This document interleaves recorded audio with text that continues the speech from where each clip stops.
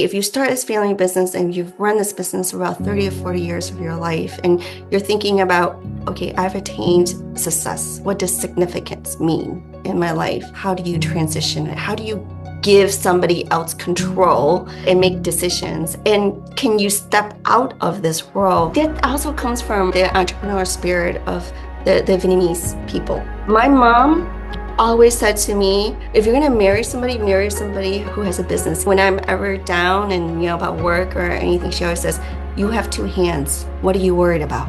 When you become a mom, you do have to think about this other person you have to take care of. How do I console my son if I'm not here? How does my son learn to move on?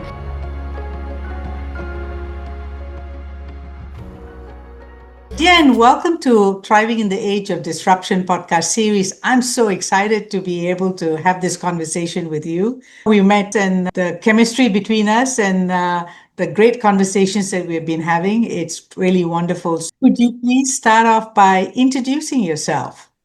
Sure. Dien Yuen, I'm the CEO of Daylight, and I live in the San Francisco Bay Area. Yes. And a little bit about your family. You talk a lot about your son. Yes, I have a teenager. He just started in ninth grade, and has already asked me about driving, so it's just quite interesting. I was born in Saigon, Ho Chi Minh City. I left in 78 and ended up in a refugee camp for about 10 months in Malaysia, Bidong Island. And ended up here in the US. I grew up in Michigan and Ohio, went to law school, and then during the dot-com days, I moved to the Bay Area for food. I'm sure it was not the basic food, right? Oh, no. There was not a lot of good Vietnamese or Chinese food in Michigan. In fact, I think that was the interesting kind of piece as refugees growing up in Michigan, and mom and dad not having a degree in the US and being able to work here. Dad looked around and there was not a whole lot of Chinese restaurants. There was just one. And so with 6 kids in the family, it was free labor. So of course we had to have a Chinese restaurant. So I grew up on food.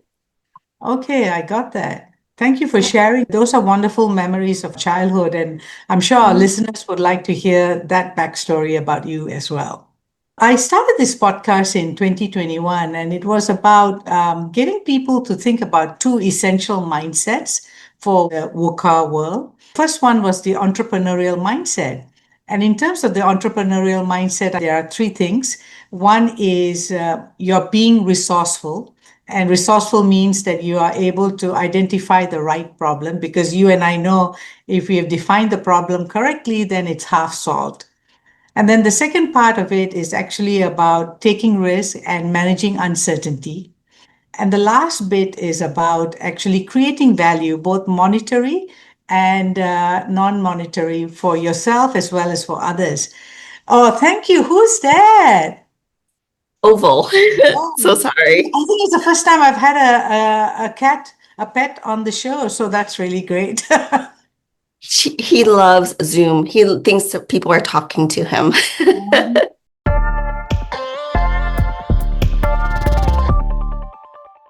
I wanted to talk about your own entrepreneurial journey, setting up Daylight, and what challenges and setbacks in that journey.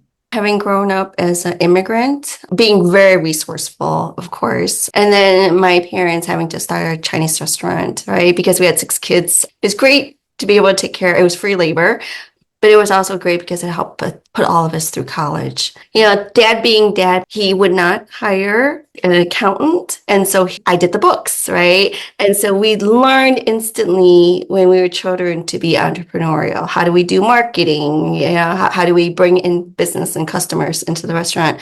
So I think that has always been on my mind is, it's good to work for other people, but there's something very special about owning your own business and be able to kind of just be in charge of your own destiny.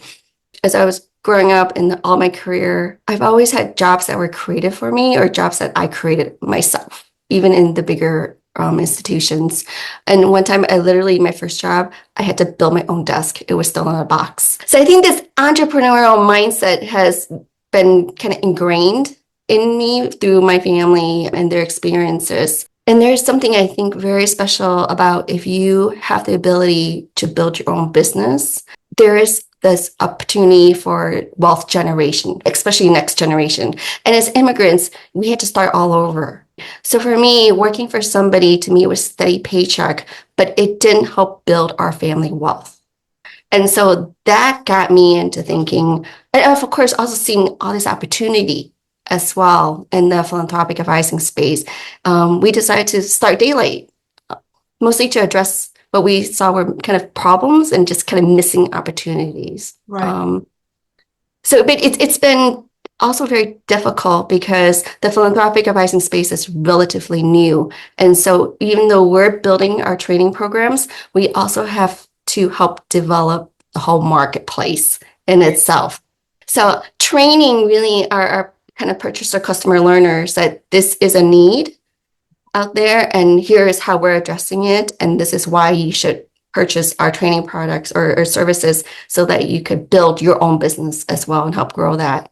And then also working on the purchasers really of philanthropic advice are the philanthropists and donors and givers as well. And making sure that the visibility is there, that there are philanthropy advisors that exist, because many donors still don't know that philanthropy advising is a thing. It's people that you can hire. So we also have to train them that you can actually hire someone. Here's the skill sets and here's the value add for your work. I would say all of my career and paths have taken me to Daylight, and all the skills I've acquired in the past is making building the Daylight platform much easier.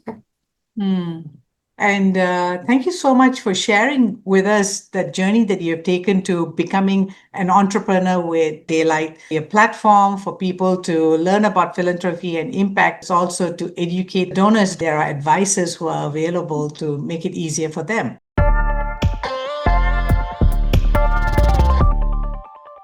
I wanted to spend some time to talk about philanthropy and impact because it's also new in Singapore and in Vietnam, that's newer. How did you start in that space? You've been a banker, you were educated in law. And so how did you make that transition? I was in the refugee camp. When you were standing on the beach and looking out, there is a boat and it had the Red Cross, or in Malaysia, the Red Crescent, right, on the boat. They did amazing branding because that is ingrained, I think, in a lot of our heads. And when I came to the US, it was the nonprofits, the Salvation Armies, the Goodwills, the community action agencies, the teachers and the principals who really helped us transition our life here in the US. And so there's always been this piece in the back of my mind that we can't do this alone. We need help. And then when I went to law school, I was a public defender, worked there for about 6 months. My grandmother ended up with cancer. And this is a little bit pre-internet age, and where you have to go somewhere to get information. And so I went to the American Cancer Society at that time to try and get some information. I just came from court, so I was in my suit, and they thought I was there for an interview. They were looking for a planned giving director.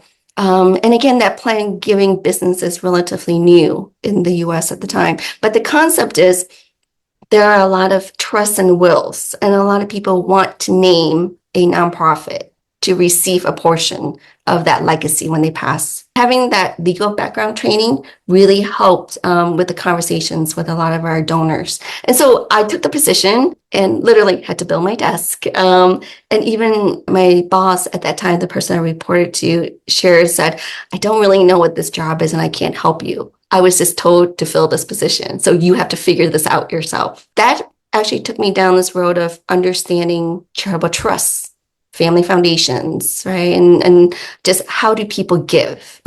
Some people, if they have cash or assets, they can give in their lifetime. But for some, they need it right now and they want to pass it on to the children. But so they could name maybe as a nonprofit, a charity upon their passing, accepting that maybe the charity is also kind of recognized as one of their kids, right? And so that took me through this journey. This was also during the dot-com days. I moved to the Bay Area, worked for an organization, and then a lot of the dot-comers, folks that were executives taking the companies public, 49% of them were immigrants. They're from India, Taiwan, Vietnam, Indonesia. They were coming from not just Asia, but Africa and other places as well. And they live in the US. So when they're thinking about taking their company IPO or selling their company, they have to do planning, right? So the attorneys got involved, the wealth advisors and financial advisors got involved, but then they also thought about, okay, we're going to have a huge tax issue here. So they started talking about philanthropy, and they brought me into those conversations. How do we help these entrepreneurs give here in the US, but also give back home where they are from? So that started my journey in learning about US and also Asia philanthropy as well. Right. Wow, what an amazing journey.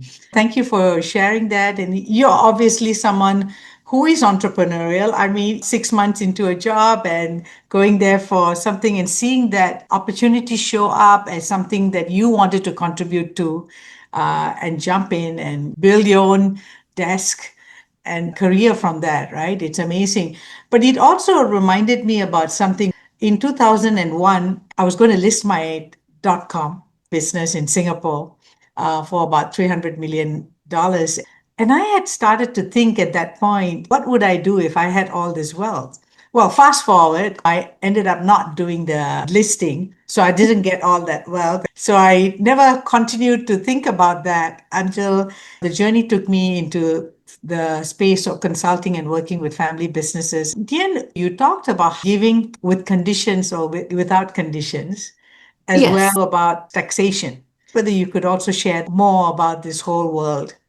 It is actually fascinating because if you work with entrepreneurs and even family businesses, right? If you start this family business and you've run this business for about 30 or 40 years of your life, and you're thinking about, okay, I've attained success. What does significance mean in my life? The other is also thinking about, you built this business. How do you transition it? How do you give somebody else control and make decisions? And can you step out of this role? So as we're thinking about even as an entrepreneur and thinking about the sale of a bit or transition of a business, we also have to help, I would say, the entrepreneur think about what is life after selling your business or transitioning it to your family members or your children.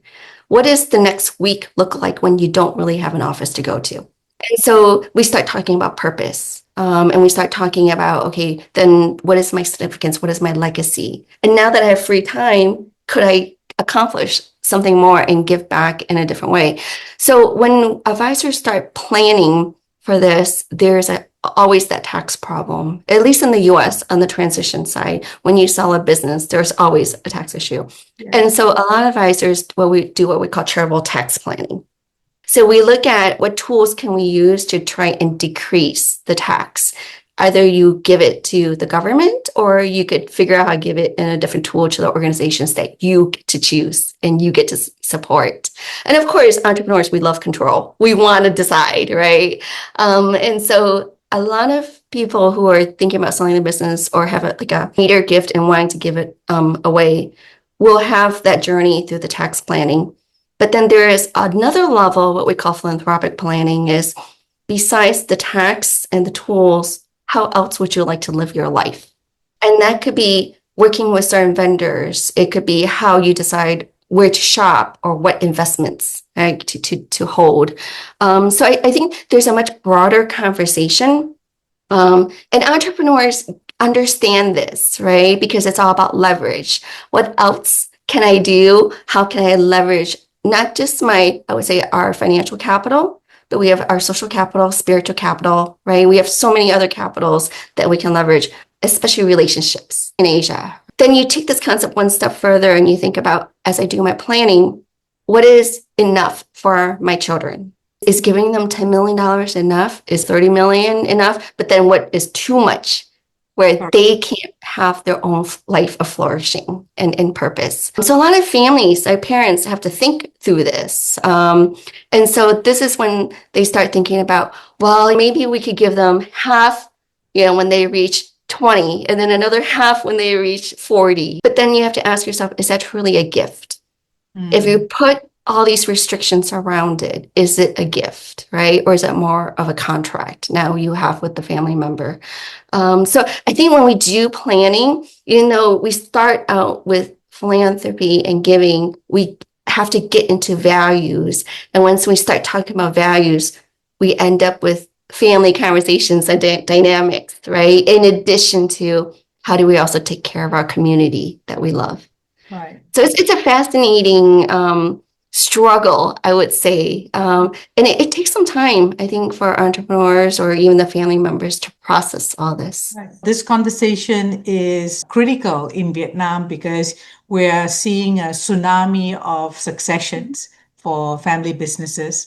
And you actually articulated a very key point, which is what does the founder do post handing over the business, the operations of the business, as well as even looking at legacy planning?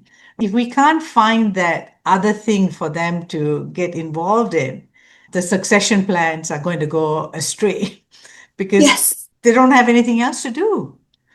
Yes. How much golf can you do in a week, right? Yeah. And I would say there was a situation where we were working, got a call from the wife, and she said, please do something with my husband. It's been a week. He can't stay at home anymore. And she said, go help find him, like find purpose, give him some purpose in life. And we did. We had a session with him. We sat him down. We went through a little bit of values exercise. He had created 3 startups, all cybersecurity. And then when he realized what his purpose was, which is still cybersecurity, but to protect children, he created his 4th startup, but his 4th startup was all about protection, which is very, very different. Now, not only is he using his assets, and his just knowledge and building this, but now he has a purpose in life. And so I think it's fascinating. I think a lot of our clients and donors know what they want to do, but they need advisors like us in a way to kind of give them and expose them to other things, but also give them courage to do it.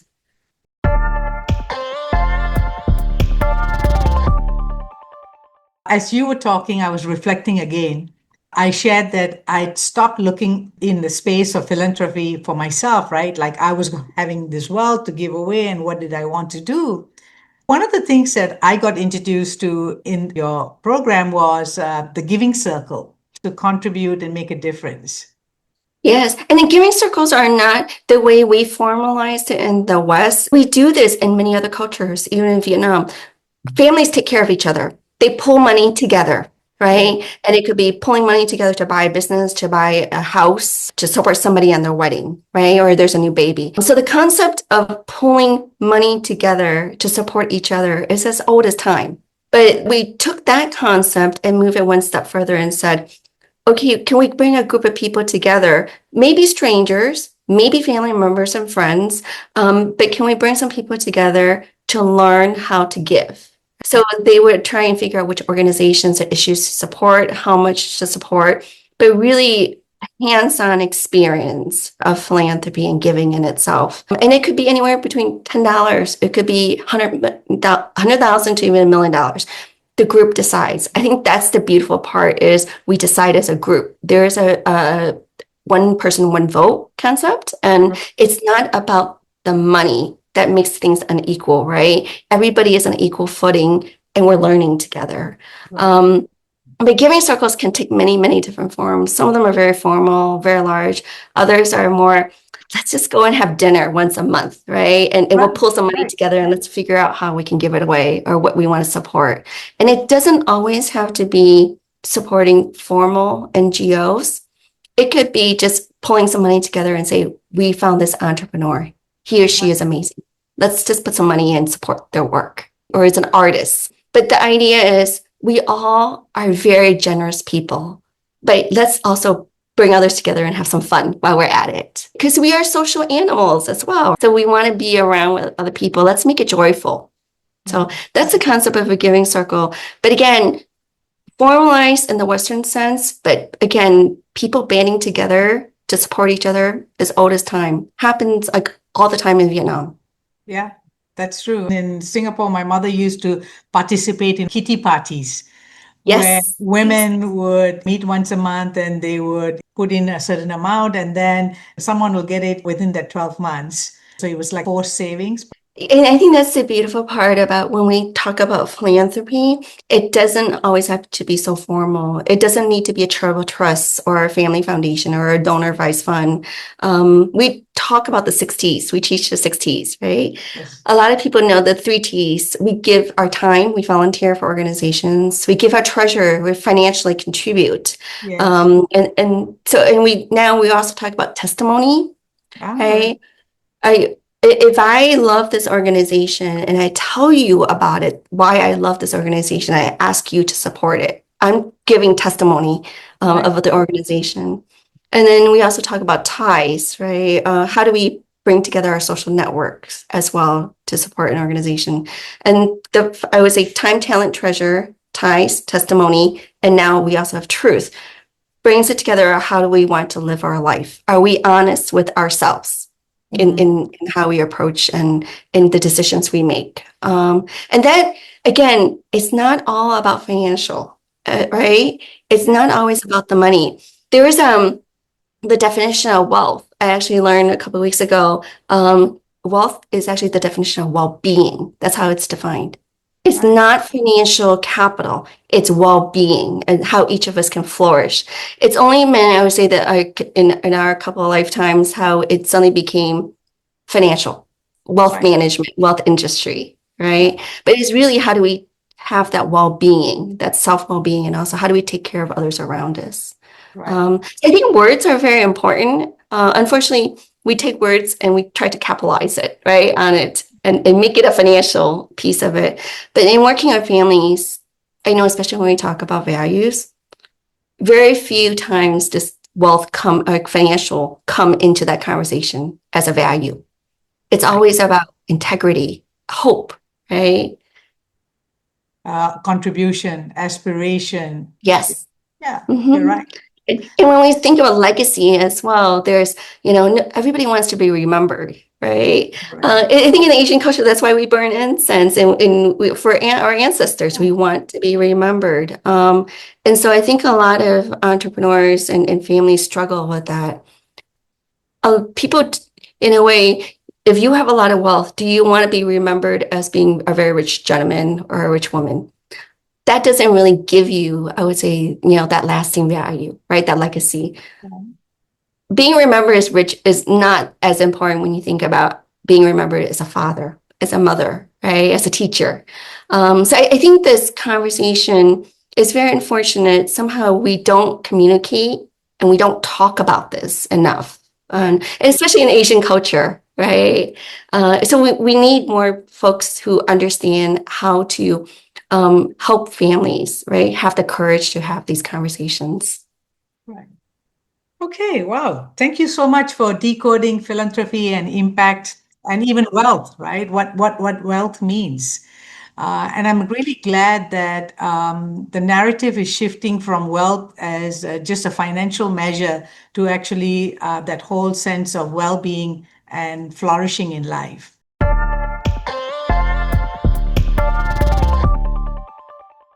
So I'd like to move on to the second mindset, and that's about a crisis ready mindset. A crisis is a setback or a failure, and usually in a crisis, you can die or live because of the actions that you took or you didn't take. And some of us can freeze or fight or flee. But what I wanted to do was to engage with you on how you built your inner resilience and the support structure, the coping mechanism, the daily practice. So please share through a journey of a crisis that you had. I should start by saying I am number 3 of 6 children. Ah, So number I three am of six. constantly trying to get attention is always on the older or the younger one, right? The middle one say, eh. Yeah. So I think that has actually made me a little bit more resilient of being very independent as well. And it doesn't help. I was born in the year of the ox, so I'm very, very stubborn. Oh. And I'm an Aries as well, right? So I'm a Ram. You put all this together. I think what was interesting, I always say, thinking back about my career and my life, In 2018, I was working at a wealth management firm. I was a philanthropy advisor. And it was very exciting at that time because people were talking about philanthropy. So the wealth management industry was really interested in the space. And I was at the right place at the right time. And I received the CAP, which is the Chartered Advisor in Philanthropy. So I was the first CAP, first certified philanthropy advisor in Asia. The college who manages the CAP program called and said, would you like and come and teach in the program? I'm not a professor, never been trained as a professor. But it was really interesting opportunity. So I said yes. And also because, I didn't have to travel. I could stay home and work. And I'm a single mom, and my son at that time was in fourth grade, and really hard having to do pickups and drop-offs for school. So it was a great opportunity for me. I took the position. I was still beginning to learn how to teach. And then when COVID came, everybody was like on Zoom. And I was at that moment, I was thinking, okay, I'm going to lose my job because everyone was like worried what they were going to do. And I can't go back into wealth management, right? It's really difficult to jump back in. And so I thought, okay, what am I good at? Having grown up on Skype, right? If you remember those Skype days. I know technology. I know how to use Skype well. And so I trained the whole academic faculty how to use Zoom. Luckily for me, the adoption rate was really high and they actually grew. Right? I still believe in, yes, there is a lot of chaos and things might be falling apart.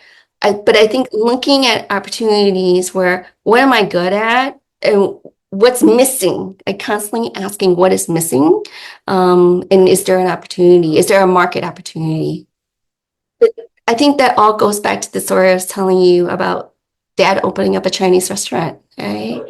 Yeah, he saw an opportunity. He had 6 kids who could give the free labor and do the work, and just being that resilient, like keep at it.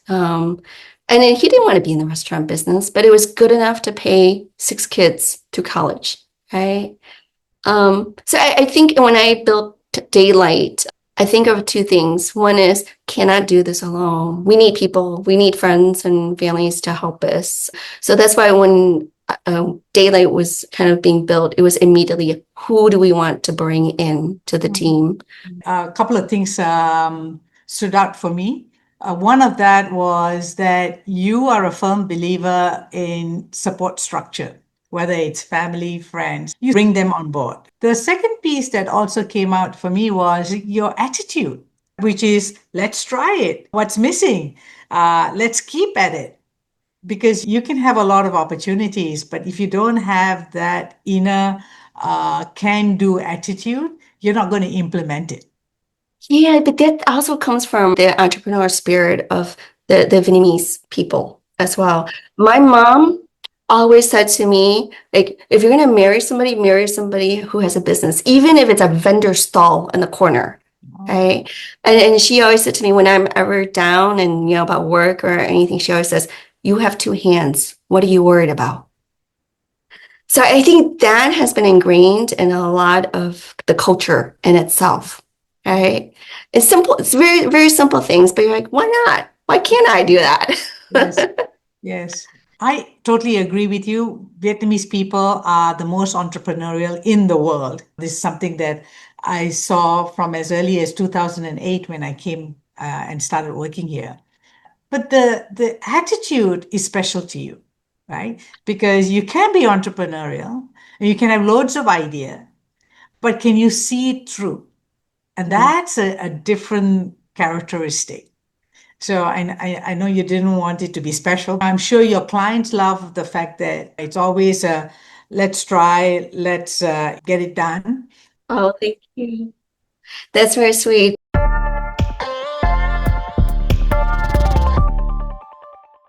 Okay, let's move to the next topic. I want to talk about spirituality. Where are you in your spiritual journeys? Like most Asians, we practice, but we don't really understand what we're practicing. Is it just traditions? And you ask mom and dad, well, why do we do this? And say, oh, because we just do, and grandma did it, and so we should do it. Right. So there's been, I would say, at least in my Chinese Vietnamese culture growing up, there's always a question of why, but it never gets answered. Like, why do we pray during this day? Why do we go to the temple during this time? And then I would say it had never really occurred to me to really think about that, but to accept the tradition as it is. It wasn't only till I had my son. I think there's something very special about being a mom. When you become a mom, you do have to think about this other person you have to take care of. And that started me on this journey of thinking, well, how do I console my son if I'm not here? Right. Mm. So it was very practical, like, Chinese, Vietnamese, we're very, very practical, right? It wasn't about me trying to find spirituality or looking for it, but it was more like, what do I do if I'm not here to take care of my son? How does my son learn to move on? And so I was more worried about his kind of faith in this work. But it took me down this road. I started learning all about the different religions and came back to Buddhism. And then I realized a lot of the culture and the practices we've had growing up didn't really have a word to it, but there was this faith, I think, that we believe that there is something good, there is a next life, and then especially the idea of material things, right? Not as important. And then when I started accepting this, I also learned from a master, every single morning I have to spend 10 minutes at least just quieting myself, which takes being an entrepreneur, it's hard to do because your mind is constantly racing. But that 10 minutes every day when I started practicing that really helped. It got rid of the anxiety of what do I do with my son, or what does my son do when he's without me? So I think I'm still at that stage trying to figure this out. And being, I would say, entrepreneur, unfortunately, it gets too busy and we forget to take care of ourselves. And I'm horrible at that. I don't spend enough time taking care of myself. But I do rely on my aunt. My aunt calls me all the time. She's a practicing Buddhist, and she's constantly calling, what did you do today? Do you want to come visit me? And so just sitting with her always helps. So Wow, awesome. I still worry about my son, right? How old is he? He's 14. 14. I got Mhm. that. Yeah, the Bay Area. Schools are very expensive here, and not all schools are good. So I actually decided to enroll him into a Catholic school. And he goes to church. We learn and all the practices.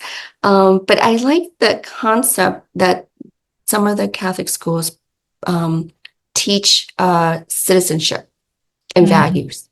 Yes. In the public schools here, they don't teach that, right? It's very difficult to, but he learns about values. He learns about being a good citizen. He learns about empathy, right? And empathy is really hard to teach, right? Yes.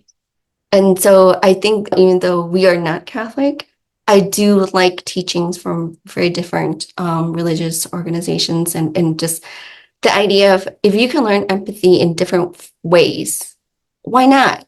Right? Yeah, absolutely. When I work with families, helping families, I had this conversation with a mom one time, and she said, I need to figure out how to teach my son empathy. How old is your son? My son is 34. That's a little bit too late. What were you doing before? You have to start at an early age. And I told her, like, he probably already has this. You just need to find a way to help him find it, bring it out, right? You can't just say, I want to teach empathy. It is a journey. And some people find it through faith and spirituality. Some people find it by just observation and watching. Correct.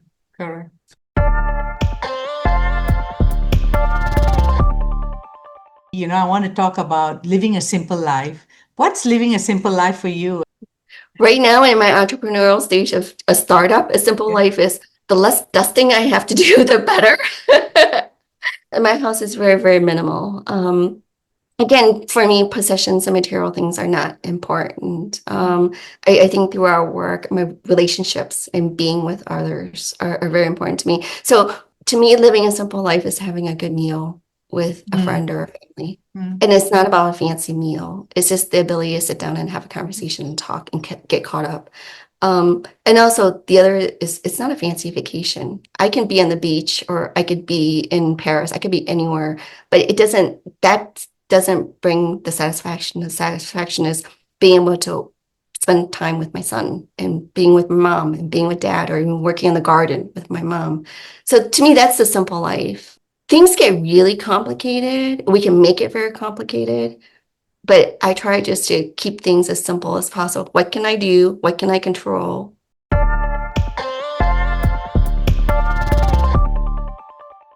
And if you had to find three words to describe flourishing or thriving in life, what three words would those be?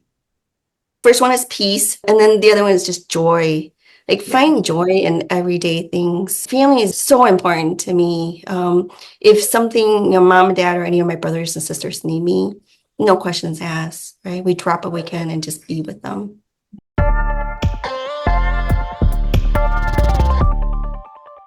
How does sustainability show up in your life and in your workplace?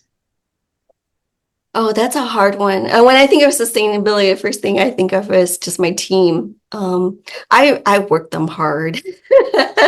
We are in a startup, and so we're constantly thinking it's hard for us to take a whole week off as a Yeah. team. It's very difficult, and so we just think about stamina. How do we sustain ourselves in this Right. line of work? And because we are so passionate about this work, we don't know how to stop. I think that's the problem for us.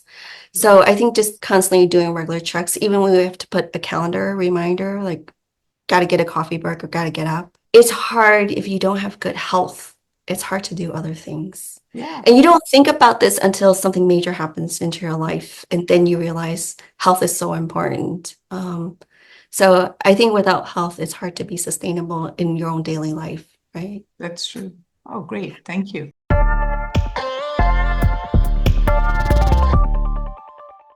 And I've got some fun questions for you.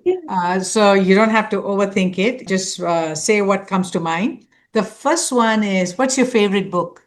Years ago, when I was in middle school, I read the book called The Power of One. It's about this Australian who became a boxer.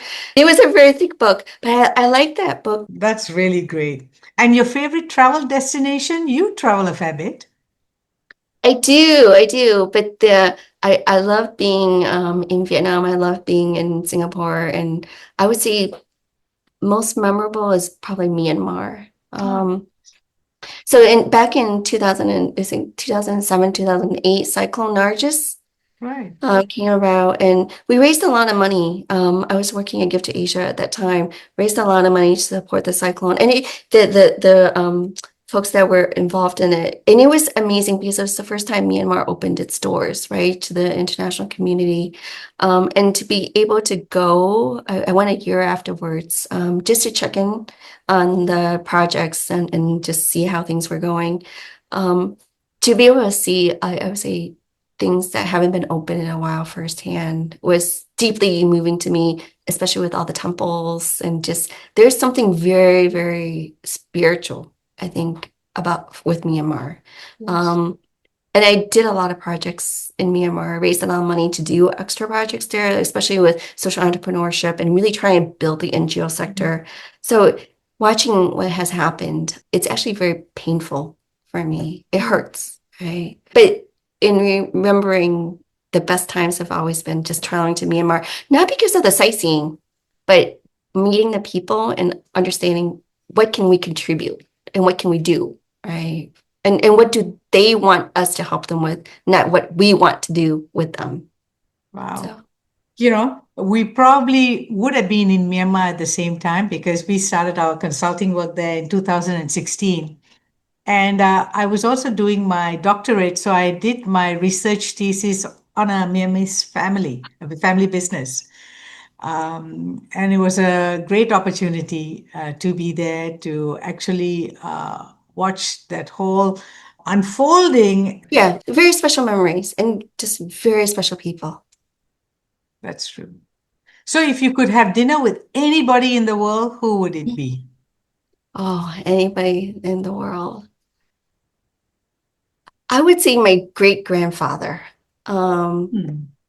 He was the one that left China and moved the family down to Vietnam and ended up in Saigon at the time.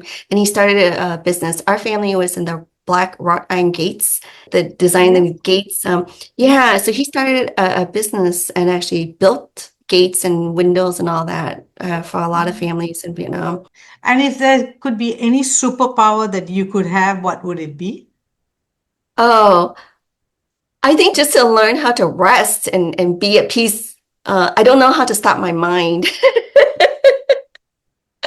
I think if I could figure out how to do that, then my life would be a little bit simpler. I think that my problem is I see something and I want to go fix it. I don't know if it's the middle child syndrome in us, Possibly. but yeah, you see something and you're like, oh, I can fix that. I can do that. So being able to pace yourself is really Right. hard. What's the best advice that you've ever received? Oh, this is a good one. So this is a gentleman who actually worked for Steve Jobs. And he was really good to me. I meet with him once a year. And I asked him, how were you able to manage all these very successful folks working at Apple at the time? And how do you get projects up, right? And out the door? Like basically, how do you do the work in itself? And he said to me, every quarter, three big things. Don't think of 20 things on your list to do, right? Mm. Just think about three things that you want to accomplish. And if you get those three things done, then you did well.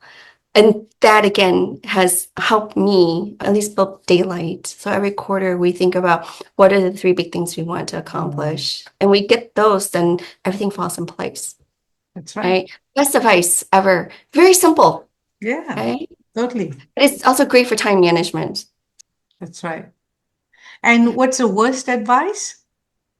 Oh, the worst advice. Raise money from venture capitalists. I realize in our business it's very difficult if you raise the values are not aligned, right? Not Yes. because of the personal values, but the business model values are different. And so we did not when we thought of dealing, we were offered actually a few VCs came and wanted to support our work, but and being a woman of color in the US, right, and starting a business to have venture capitalists come to you and say we want to support you, that's amazing. Yes. Right. But we said no Hey. because we don't want to be beholden to anybody. Yeah. We wanted to build a business and well, we call ourselves an impact business, right? So yes, we do want to make money, but we also want to be very conscious of how we run our business and the impact that we can create. So we make decisions based on what we would like to do, not because we're beholden to a shareholder or venture capitalist. Very nice. Very inspiring. That's a lesson I learned myself personally, Mhm. because when I look back now at that journey that I took to listing the company, the push came really from the fact that I had raised millions of dollars and the investors wanted an exit. If I was to look back at that whole journey again, we didn't need the money. We wouldn't have been rushed to exit and I wouldn't have had to make those decisions. So, Mhm. yeah, we live and learn. But this is something which people still haven't learned, which is start a business that you can sustain yourself Yeah. and have the joy of building it from scratch.